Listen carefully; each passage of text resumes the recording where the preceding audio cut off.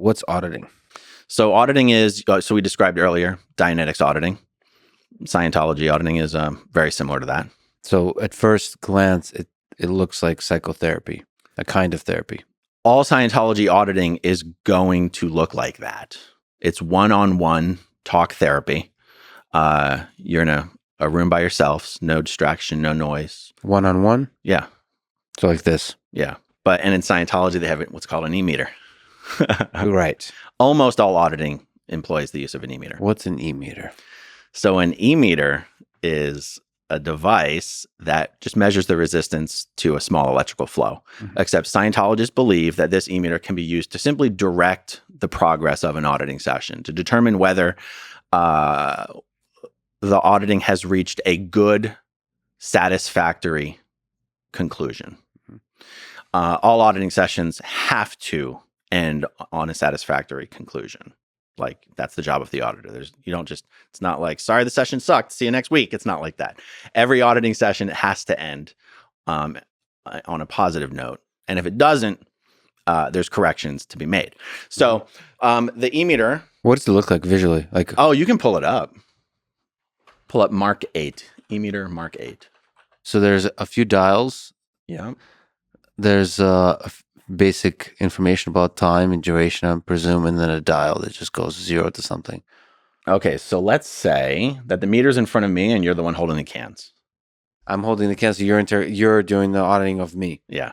Okay. I'm holding the cans. No, literally in the beginning of an auditing session, when you're calibrating the sensitivity of the e-meter, you do a can squeeze. So I go, squeeze the cans, please. Okay. So I'm just like squeezing the cans. And I'm just changing the sensitivity, because when you squeeze the cans, I want to get about a 1/3 of a dial drop on the needle. The idea is you don't want, if the needle's too sensitive, then every time you shift around in your chair, the needle's going to bounce all over the place. So you're trying to set the sensitivity of this thing. And that's all, the knob there on the bottom to the left, that's the sensitivity knob. And that determines just how sensitive the needle is going to be. And the bigger dial is called the tone arm, and that is changing, I want to say voltage or current, but I'm not intending, I'm going to get one of those words is wrong, right? But it is a real device. It's a real device that you can actually calibrate to probably, get an outcome that you want. Yeah. So here's even how a Scientology auditor believes it works. Mm-hmm. You're holding the cans. There's a tiny little battery in that e-meter that's you're completing the circuit when you pick up the cans, right? So you got a little thing going there, and that needle will respond to your physical movement, but that's not what we want. We want you to sit the hell still so that we can read this thing when I'm asking you questions. Okay. So you're sitting there still, very still. As still as you can, comfortable, right? And I'm going to go, is there something you're withholding from me? Mm-hmm. And what I'm looking for is, right when I say at the end of me, I'm looking for the needle to dip to the right. Having a needle, even if it's kind of random, can really be like a catalyst for a conversation. That's what it's used for, except it's an enforced conversation. So I'll give you a really good example of this. So you're holding the cans. Say, is there anything you're withholding from me? Mm-hmm. And I get an instant read. And I go, is there anything you're withholding from me? You're going to go, I don't think so. And I don't see the needle. No, you don't see the needle. Okay. I go, well, what did you think of when I asked you the question? Now, if you've already had a lot of auditing, you know how this goes. It means I got an instant read, and we're not going to move on until this question gets resolved. Okay, so you're going to go, I don't know what I was thinking of. And then I'll be like, take a look, and I'll help you out here. I'll try to steer you. Okay, so I'm looking to get roughly the same read while you're thinking about whatever. I'm going, what was that? What was that right there? And you can start digging to what? I just want an answer to the question. Mm-hmm. Okay. And I can go to memory. Yeah. And you can give me any answer you want. There's no way for me to know if you're giving me the right answer, but I want you to give me something. Yeah. If you say you can't give me anything, I'm going to keep using the e-meter until you give me something. Yeah. Okay. So let's say you give me something. Mm-hmm. I'm going to get all the details about that. And until like time, place, form, and event, I want to know everything that happened. I want to know all the details. And by the way, I'm writing all this down. So I'm taking notes of everything you're telling me that it's a bad thing that you did that you haven't told me about. Okay, so I'm keeping notes. When you represent to me that you've told me everything there is to tell, I'm looking for the needle to give like a smooth back and forth motion like this. Mm-hmm. And Scientology calls that a floating needle. That means in Scientology land, we're done with that. So now I might go back to check the question. Okay, good. I'll check the question again. Is there anything you're withholding from me? Ooh, if I get another read, we got to go through the process again. Okay. If you tell me I've told you everything and I don't get a floating needle, I've got to go, okay, is there an earlier similar thing? Have you basically done an earlier similar thing? Is there an earlier similar time you haven't told someone something, or is there an earlier similar thing that you did to the thing that you just told me? We're going to keep going earlier similar until I get a floating needle. And that's where I'm explaining it this way. You can see how no matter what the specific auditing session happens to be about, there's still the potential in any auditing session that you're going into past lives. Yeah. Just because you have to go earlier similar until you get a floating needle. Okay. Now, here's how Scientologists think the e-meter actually works, meaning why does the e-meter work? So we talked before about these mental pictures, right? These recordings. Okay. Well, we spoke about engrams, just recordings of pain and unconsciousness. Well, Scientology would hold the bad recordings aren't the only recordings that you have. Those are just the recordings in your reactive mind. You also have an analytical mind, which is just your conscious memory, conscious recording of everything from present time to the last 76 trillion years. Yep. And Hubbard would say that these memories are actually a perfectly detailed recording. I think he says like 56 perceptions or something. And that it's perfect. And you can access that information. You just have trouble doing so. Okay. So he says that these recordings, these mental pictures, have actual electrical charge and mass. Now, you asked before, is there any actual physics in this? I don't know. Where are you supposed to store the pictures of your last 76 trillion years that have charge and mass? I don't see it. But Hubbard says it's there. Okay. So he says that these things have mass. And when you recall them or put attention on them, you create an electrical flow, which maybe through magnetic fields or whatever, impinges upon the electrical flow of the e-meter, and it shows up as a read on the needle. That's how Scientologists believe that's why the needle reads. Now, cynics would say the needle only reads on palm sweat and movement. Well, I know that's not true. Right? I can't tell you everything the needle does read on, but I can tell you it's not just moving your hands and sweaty hands. It does correlate to thoughts, probably. Some way, somehow. Because if it didn't correlate to thoughts, that this process would be way too inefficient. Because it would be too. There's going to be a bunch of people who are just not. Yeah. You're not going to get the, what is it called, the floating needle, like no matter what. I can't explain to you how you get a floating needle, but it sure as hell isn't hand sweat, and it sure as hell isn't squeezing the cans. Right. So you eventually, most people will get to the floating needle, and somehow you get floating needles. There's like there probably is a feedback mechanism that each person realizes how their mind and body.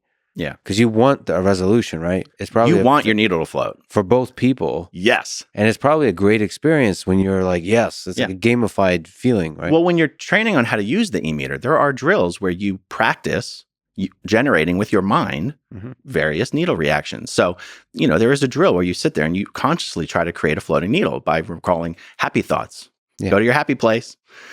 And at the end of every auditing session, you actually have to go to a third party, sit down in front of an e-meter and verify that your needle's floating. Nice.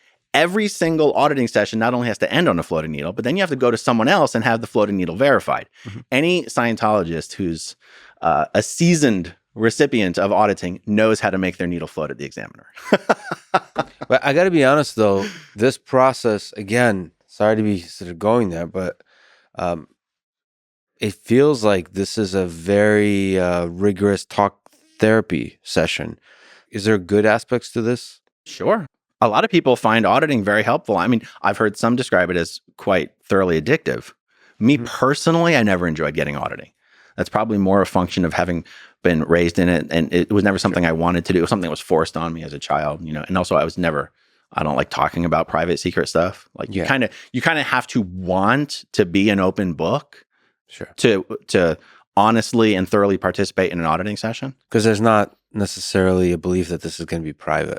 There's no expectation of privacy, but there's no expectation that your stuff's going to be leaked for blackmail either. I mean, you trust the people in the organization. Even despite rumors and stuff like that. But the rumors are coming from people that are lying to you, essentially. If you're a Scientologist and you're participating in an auditing session, you know that anyone in the organization has the ability to know the stuff that you talk. It's not like, oh my God, I'm only telling my auditor because I think no one's ever going to know. Yeah. You know that people know, but you also trust the organization. How quickly does it go to past memories? For people who are seasoned, like they actually like going past life. Yeah. I hated it. I would make sure I was really good at making my needle float. I didn't want to have some auditor because I never believed in the past life memories. Yeah. So I didn't want to be in that impassable, reach an impasse in an auditing session where I was being asked for something I couldn't provide because I knew this auditing session has to end on a good point. Yeah. But Scientologists enjoy, for the most part, they call it whole track. Whole track is past life. Going whole track. Your time track, they call it the time track, is your whole memory, but whole track refers to anything past life. Okay. So going whole track or deep whole track with high reality, meaning it's not like, oh, I have a fuzzy memory and I'm not sure if it's real. Like your real seasoned Scientologists are like, oh yeah, I was on this planet at this time circling this star and this is what I was eating for breakfast. Fascinating. Before the origin of life on Earth or before. So billions of years ago on a distant planet what you were eating for breakfast. Or other universes. I wonder if that's a nice shortcut to sneak up to actual trauma that happened to you as a therapy device. So putting Scientology aside, I'm thinking about as a technique for therapy, discussing basically, some people have trauma, and one of the things you do with therapy is like bring the trauma to the surface. That's the stuff that happened to you in childhood. Maybe it's a more convenient thing to do to kind of map that indirectly onto a fictitious telling of what happened to you, something like that trauma on a distant planet elsewhere. Could be a nice way to sneak up to it. Yeah. And it goes both flows there, not just things that have happened to you, but things that you've done. Yeah. So, you could be being asked for, you'd be going back to, I wiped out a civilization. I committed genocide on this race on this planet. Oh, wow. Oh, yeah. But so you can actually take on a whole new guilt. Oh, yeah. So okay. All right. You might actually take on a lot more guilt than let go of. Because if you feel like that self-critical aspect of the brain, boy, because my brain is really self-critical. So I could see myself manufacturing, if I was forced to over time, some kind of story where I did genocide a whole population of like Pluto or something at a distant, somewhere in Alpha Centauri. Yeah. So, I mean, and now I walk around with that guilt. Wait, am I actually a horrible person? So imagine though, if you had, not only are you looking at, if someone's being self-critical, trying to identify destructive patterns of behavior in your present life, but what if you really internalize the fact that I haven't only been this way for 40 years. Yeah. I've been this way for 40 trillion years. Yeah. But Scientology would argue that as a Thetan, you're inherently good. All Thetans are basically good.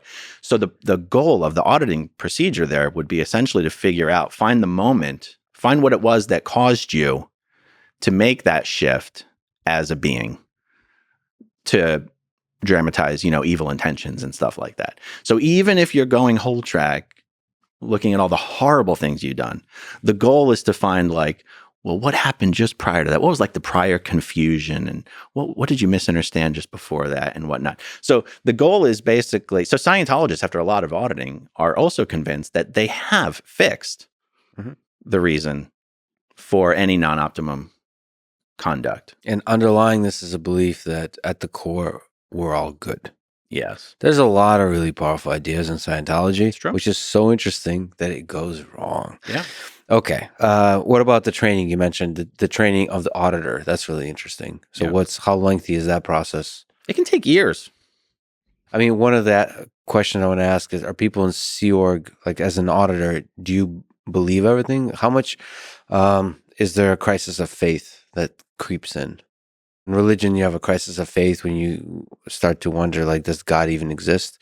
So in this case, how often do you start to doubt that some of the core beliefs of Scientology are false? Scientology would say that Scientology is not about beliefs. It's about an application of the techniques of Scientology auditing to improve someone's spiritual awareness and ability. So the belief level of Scientology is pretty much the stuff we've already discussed. The effectiveness of the auditing process. So the effectiveness of the auditing process, this is one of the things Hubbard says, is that standard Scientology, they call it the technology of how to deliver auditing, standard tech, works 100% of the time when applied 100% correctly. Well, that's kind of unfalsifiable, right? Yeah. Because anytime it doesn't work, it wasn't applied correctly. Exactly. That's a nice little escape hatch to pull on having a crisis of faith. it didn't work. Well, then obviously it wasn't applied correctly. Yeah. That's where quality control comes in. Their job is to nitpick, and you can always find one thing that wasn't done correctly. Communism didn't work because it wasn't implemented correctly. It's always an escape hatch with ideologies. That's right. Sure. That's right.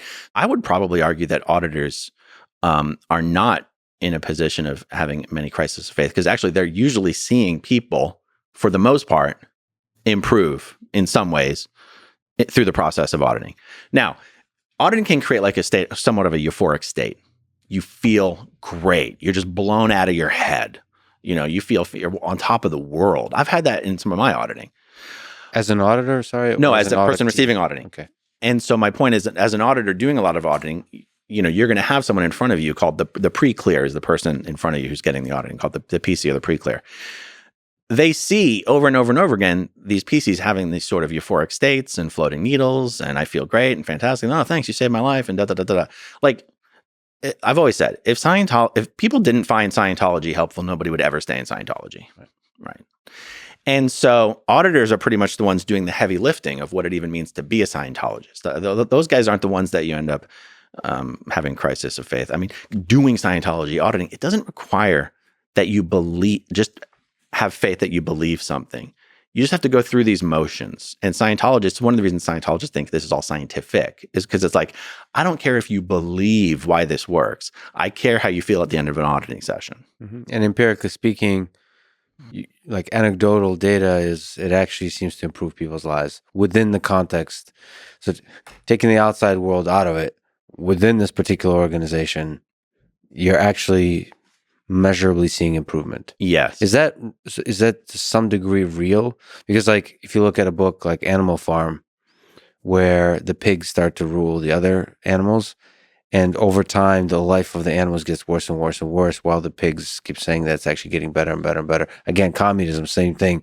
The rationing was getting worse and worse and worse, less and less food, but there's constant reporting that there's more and more food. We're winning. #. I would argue that what you've just described, it could be an identical description of what it feels like and what it means to go up Scientology's bridge to total freedom. Mm-hmm. You are reinforcing to yourself that everything's getting better and better and better, and you'd be like, you don't spend time with your family anymore. Yeah. You're broke, even though you make a lot of money. You're always stressed. You're at the beck and call of these people who seem to run your lives. Like how a Scientologist feels about their own life is, it's very interesting to compare that to how that person's life looks to their non-Scientology family members. Mm-hmm. I get contacted by a lot of people who've never been in Scientology, mm-hmm. but they're like, I got a family member who's really deep, and can you help me understand some things? Why is this person's life like this? Why is this person's life like this? So I don't want to say that Scientologists do not actually, I don't want to say, oh, it's all in their heads. They think they're being helped, but they're really not. That doesn't feel honest, But it's this thing where if Scientology was just getting auditing when you wanted, about the subjects you wanted, and you could take it or leave it, that would be fine. It's the fact that it's part and parcel to this entire organization and this entire experience that has, as a part of that experience, taking everything from you, demanding everything from you, controlling who you can speak with, controlling who you can have relationships with, who you have to erase from your life. This is where, and it's hard to place one pinpoint on this is where Scientology goes wrong. It's really hard to do that because the good parts of Scientology and the bad parts of Scientology are all just Scientology. Yeah, so there's definition of what's bad for you, and it's probably in the beginning is bad for you. This almost just sounds like a template of a toxic relationship. There's a bunch of stuff in this world that are just not good for you. So the authoritarian says, like, I'm just protecting you by blocking you off from those negative things, and they are probably negative things. But then this this freedom starts closing in to where you can't no longer speak freely, think freely, act freely, and there's some. I mean, that's why sort of power corrupts, and absolute power corrupts absolutely. The person doing the controlling actually starts getting that like dopamine rush of the controller that's exciting, and it's a vicious negative cycle. So you start out it starts out good because you're trying to do good for the person, but then it somehow goes to shit.